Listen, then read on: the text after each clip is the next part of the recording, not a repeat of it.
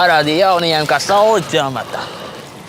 Labi, ģirtiņies atliešu, tu sēdies, kas stūrs. Ja pie manis atnāk jauniņais un viņš saka, Albert, iemāc man vadīt mašīnu, es saku, tad eju uz citu autoskolu.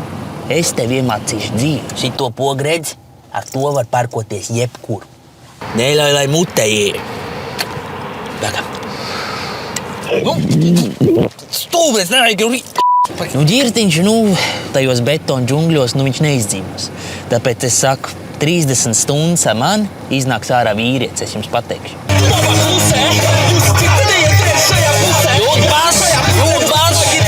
Vot viens no šiem džungļu zvēriem, ar ko vienmēr ir jāmāk tik galā, ir tie bembisti. Un ja šitā tas bembis ir nolicis mašīnu, tu vienkārši viņam pīpi virsū. Ja nāk ārā.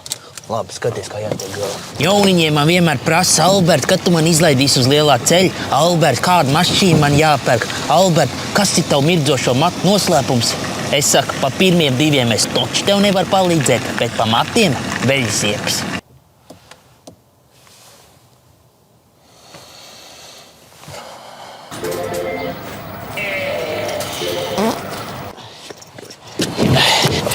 Labi, ģirtiņ, šodienai būs viss, jā.